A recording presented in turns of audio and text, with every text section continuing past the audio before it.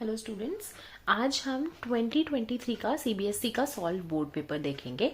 ठीक है, मैं थोड़ा थोड़ा एक्सप्लेनेशन भी दूंगी हर क्वेश्चन का। आज सिर्फ सेक्शन ए कंप्लीट करेंगे।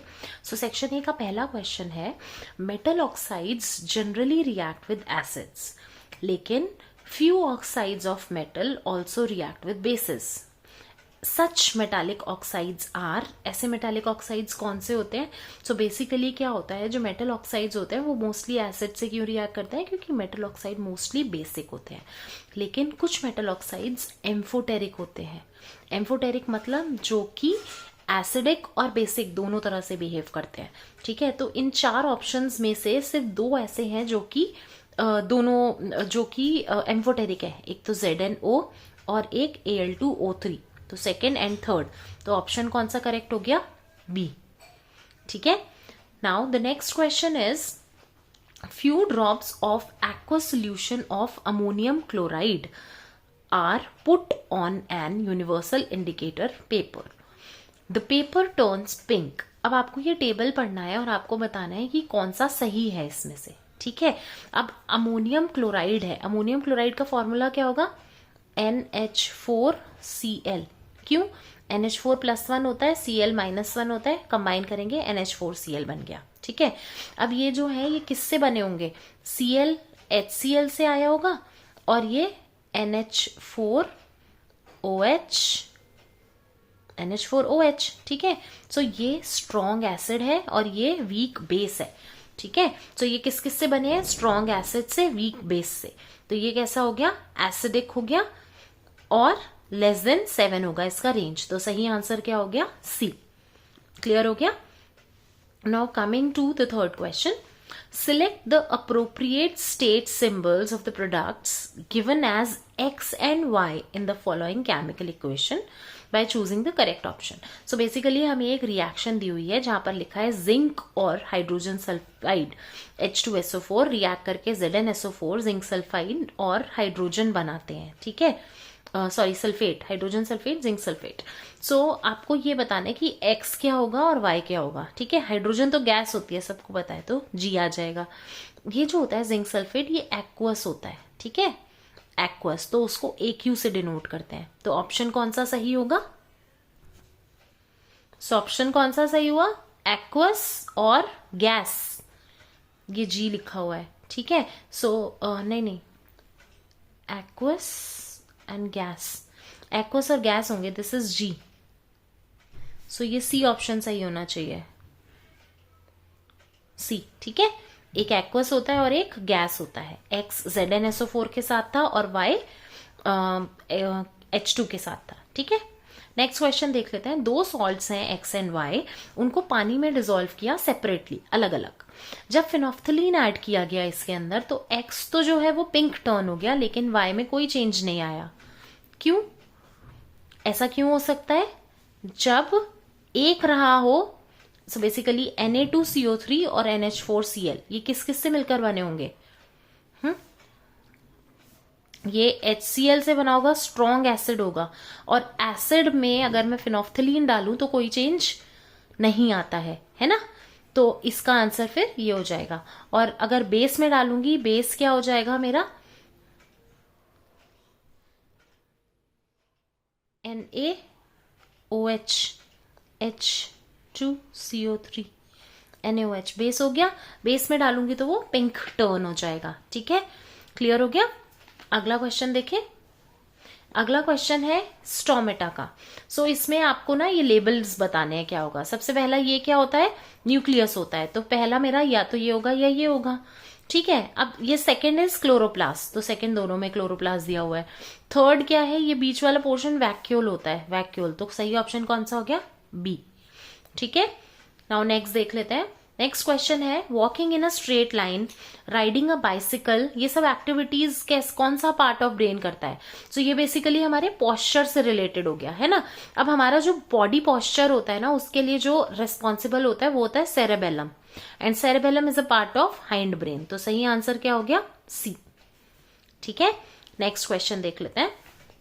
नेक्स्ट क्वेश्चन आपको लग रहा होगा कैलकुलेशन करना पड़ेगा। ठीक है, लेकिन जब आप क्वेश्चन ध्यान से पढ़ेंगे ना तो जरूरत ही नहीं पड़ेगी। क्यों?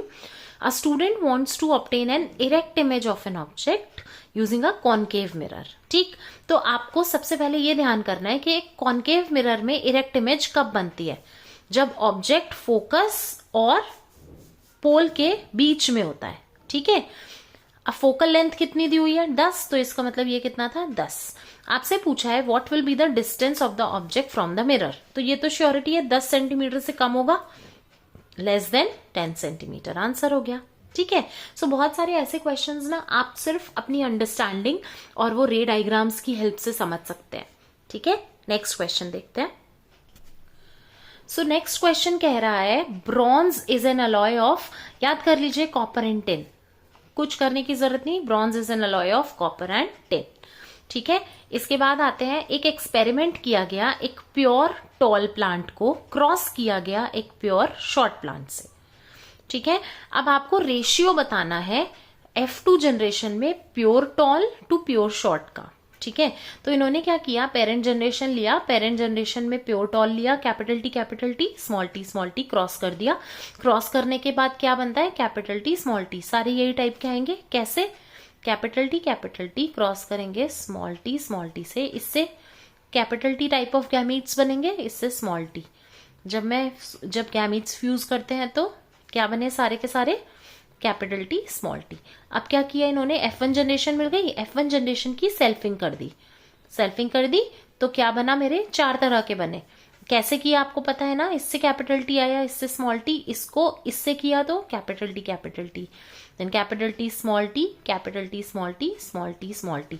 क्रॉस करना है अगर ढंग से आपको करना है तो आप स्टेप्स बढ़ा सकते हैं। कैपिटल टी 2 तरह के गैमीट्स बने, इससे भी 2 तरह के गैमीट्स बने। ये गैमीट अगर इससे फ्यूज करेगा तो कैपिटल टी, ये अगर इससे फ्यूज करेगा तो कैपिटल टी स्मॉल टी, ये अगर इससे फ्यूज करेगा तो कैपिटल टी स्मॉल टी, और ये इससे फ्यूज करेगा तो स्मॉल टी। अब हमें क्या ढूंढना है, प्योर टॉल प्लांट और प्योर शॉर्ट कितने हैं, एक प्योर टॉल है एक प्योर शॉर्ट है ना, तो कितना हो गया रेशियो 1:1, तो सही आंसर हो गया सी। ठीक, अगला देख लेते हैं, अगला क्वेश्चन क्या कह रहा है। सो नेक्स्ट क्वेश्चन कह रहा है कि आपको ये फूड वेब देखना है और इसमें प्राइमरी कंज्यूमर बताना है। ठीक है, प्राइमरी कंज्यूमर्स कौन से होते हैं, ये देखो, ये तो प्रोड्यूसर्स हो गए जो खाना दे रहे हैं, इसको खाने वाला है प्राइमरी कंज्यूमर, ये माइस और रैबिट। ठीक है, फिर ये वाले क्या हो जाएंगे, कैट फॉक्स और बियर, ये सेकेंडरी, ये प्रोड्यूसर्स है, ये प्राइमरी कंज्यूमर्स है और ये सेकेंडरी कंज्यूमर्स है। क्लियर हो गया। Now coming to this, binary fission बताना है लेशमैनिया में। बाइनरी फिजन में सबसे पहले क्या होता है, पेरेंट होता है, पेरेंट के बाद जो न्यूक्लियस होता है वो डिवाइड होने लग जाता है, वो 2 में टूट जाता है, जब वो टूट जाता है तो बॉडी डिवाइड होने लग जाती है, एंड देन ये तो 1 2 3, फिर उसके बाद 5th and then completely divide हो जाती है 4th, तो 1 2 3 5th and 4th, D option. ठीक है, क्लियर हो गया। कुछ भी कंफ्यूजन हो तो आप कमेंट बॉक्स में जरूर लिखिएगा। अगला क्वेश्चन देख लेते हैं। नेक्स्ट क्वेश्चन में आपको 2 इक्वेशंस दिए हैं, एक Mg की HCl के साथ, एक NaOH की HCl के साथ। ठीक है, आपको बताना है दोनों टाइप ऑफ रिएक्शंस कैसी हैं। पहली वाली क्या है, डिस्प्लेसमेंट। क्यों, क्योंकि क्या किया, Mg डिस्प्लेसेस हाइड्रोजन और क्या बन गया MgCl2 है ना, और H2 गैस अलग कर दिया। इसमें क्या है, डबल डिस्प्लेसमेंट। आप देख रहे हो Na पहले OH के साथ था, अब वो Cl के साथ है, तो इसने इसको डिस्प्लेस कर दिया हाइड्रोजन को, और हाइड्रोजन और ये OH मिलाकर H2O बन गए, तो इसने इसको डिस्प्लेस कर दिया, इस H ने Na को डिस्प्लेस कर दिया, तो ये डबल डिस्प्लेसमेंट रिएक्शन हो गया। सो पहला वाला डिस्प्लेसमेंट हुआ और सेकेंड वाला डिकम्पोजिशन तो नहीं है, डबल डिस्प्लेसमेंट हो गया। ठीक है, now coming to next question. ये आपको एक प्रिज्म दिया हुआ है, इसमें दिखाया है कि एक व्हाइट लाइट थी जो कि प्रिज्म से डिस्पर्स हो गई, तो ये P है ये Q है। अब आपको बताना है कि P कौन सा कलर होगा और Q कौन सा कलर होगा। ठीक, तो आपको ये ध्यान रखना जरूरी है कि जब भी व्हाइट लाइट डिस्पर्स करती है तो कुछ कलर्स जो है वो ज्यादा डिस्पर्स होते हैं, कुछ कम होते हैं, तो जिसमें ज्यादा हुआ वो कौन सा होगा, वायलेट, विबग्योर होता है ना। ठीक है, तो वायलेट जो है वो ज्यादा डिस्पर्स होएगा। अब रेड तो नहीं हो सकता, रेड ऊपर है ना, तो P कौन सा होगा, वायलेट होगा, वायलेट रेड। और रेड और ब्लू भी नहीं हो सकता क्योंकि रेड ऊपर है। ऑरेंज और ग्रीन भी नहीं हो सकता, पहले नीचे वाला आना है, तो वायलेट और रेड आंसर हो गया। क्लियर? नेक्स्ट क्वेश्चन देखते हैं। Now coming to next question. इस क्वेश्चन में ना आपको 3 फ्लावर्स दिए हैं, आपको पूछा है कि इनमें से कौन सा फ्रूट बन पाएगा।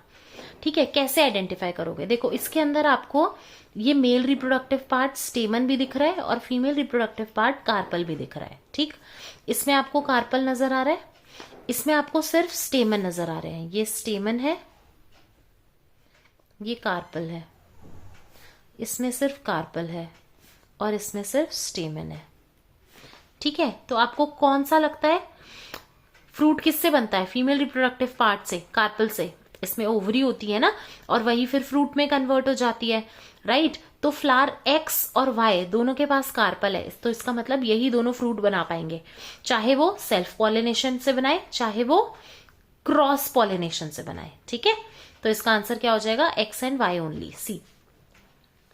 राइट, आप ये देख लेते हैं, जो मैग्नेटिक फील्ड होती है inside a long straight current carrying solenoid. So ये जो सोलेनॉइड होता है आपका ऐसे करके, तो इसके अंदर जो रॉड है इसके अंदर ये पूछ रहे हैं मैग्नेटिक फील्ड कैसी होती है, is same at all the points. ठीक है, now coming to the next question. Human eye में कौन सी पार्ट से आई में लाइट एंटर करती है? कॉर्निया। बहुत सिंपल कोई आंसर था इसका, सबसे पहला पार्ट है हमारा कॉर्निया, उसी से लाइट एंटर कर जाएगी। ठीक है, now coming to assertion and reason questions. ये आपको जरूर मिलेंगे एक सेक्शन ए में, तो इनको समझना बहुत जरूरी है। इन क्वेश्चंस में 2 स्टेटमेंट्स दी जाती हैं, एक असर्शन होता है जिसको स्टेटमेंट कहते हैं, एक रीजन होता है। रीजन क्या होता है कि क्या ये जो असर्शन स्टेटमेंट बोला है उसका रीजन ये है कि हाँ वो सच है ना? तो आपको 4 ऑप्शंस दिए हैं कि दोनों असर्शन और रीजन करेक्ट है और आर सही एक्सप्लेनेशन है इसका। दूसरा क्या है, दोनों असर्शन और रीजन करेक्ट है अपनी अपनी जगह पे, लेकिन आर इसका रीजन नहीं है, किसी और चीज का हो सकता है ना? तीसरा, ए ट्रू है आर फॉल्स है। चौथा, ए फॉल्स है आर ट्रू है। ठीक, अब इस क्वेश्चन को आंसर करने के लिए ना सवाल बहुत आराम से और जरूर अच्छे तरीके से समझना पड़ता है। असर्शन क्या कह रहा है? It is advise that while diluting an acid, एक एसिड में जब पानी मिला रहे होते हैं तो one should add water to acid and not acid to water, keeping the solution continuously stirred. So कि एसिड में पानी या पानी में एसिड क्या डालना होता है जब भी एसिड को डाइल्यूट करने होता है? ये कह रहे हैं कि एसिड में वाटर डालो। ठीक है, वाटर में एसिड मत डालो, एसिड में वाटर डालो, एड वाटर टू एसिड। ठीक है, मतलब मैंने एक इसके अंदर एसिड ले लिया, अब मैं इसके अंदर धीरे धीरे धीरे धीरे करके पानी डाल रही हूँ। एक तो तरीका ये होता है, ये बोल रहे हैं कि यही करना चाहिए। दूसरा तरीका क्या होता है, मैंने वाटर ले लिया और अब मैं इसमें एसिड डाल रही हूँ धीरे धीरे करके। ठीक है, ये बोल रहे हैं कि ये नहीं करना चाहिए, ये करना चाहिए। The process of dissolving N acid into water is highly exothermic. ठीक है, अब मुझे पता है कि हाईली एक्सोथर्मिक रिएक्शन तो है, ठीक, बहुत हीट निकलती है ना? लेकिन अगर मैं एसिड लेके उसमें पानी डालूंगी तो ज्यादा रिएक्शन नहीं होगा। मैं पानी लेके साइड से हल्का हल्का ड्रॉप वाइज एसिड डालूं तो वो ज्यादा सही होगा। तो इसका मतलब A is false and R is true, ये सही हो गया। ठीक है, now the next question is the energy which passes to the herbivores does not come back to autotrophs. So basically ये एक मान लो प्लांट है ना? प्लांट को मान लो ग्रास हॉपर ने या गोट ने खा लिया है ना? तो बोल रहे हैं कि जो एनर्जी इसको चली गई वो वापस नहीं आएगी। ये तो सच है, एनर्जी तो एक ही डायरेक्शन में पास ऑन होती है, इससे इसको, इससे फिर किसी और को, फिर इससे उससे किसी और को, है ना? The flow of energy in a food chain is unidirection, true है। तो इसका मतलब both are true and this is the correct explanation of this. तो ए आ गया आंसर। ठीक है, now the next question is amoeba takes in food using finger like extensions of the cell surface. हाँ, क्या बोलते हैं उसको? सूडोपोडिया कहते हैं, सूडोपोडिया। सो सूडोपोडिया की हेल्प से खाना लेते हैं, right? In an unicellular organism the food is taken in by the entire cell surface. ये भी सही बात है, लेकिन क्या ये रीजन है इसका? नहीं है। ठीक है, तो इसका मतलब बी करेक्ट ऑप्शन हो जाएगा। Now coming to the last question, melting point और boiling point of ethanol are lower than that of sodium chloride. ठीक है. The forces of attraction between the molecules of ionic compounds are very strong. ये बोल रहे हैं कि जो melting और बॉइलिंग पॉइंट होता है ना इथेनॉल का, वो कम होता है देन सोडियम क्लोराइड. क्यों? क्योंकि सोडियम क्लोराइड एक आयनिक बॉन्ड बनाता है, Na+ और Cl- एक दूसरे से आयनिक बॉन्ड बनाता है, जबकि इथेनॉल में आयनिक बॉन्ड नहीं होता है. तो जो आयनिक कंपाउंड्स होते हैं उनका स्ट्रॉन्ग होता है बहुत, तो उनको तोड़ने में भी ज्यादा टाइम लगेगा ना, ज्यादा एनर्जी लगेगी, हीट लगेगी. तो ये सच है और उसका रीजन भी यही है. तो आंसर क्या हो गया? ए. ठीक है. नेक्स्ट वीडियो में हम सेक्शन बी करेंगे इसी सैंपल पेपर का. आपको इन 20 क्वेश्चंस में कोई इश्यू हो तो आप बताइएगा. Thank you.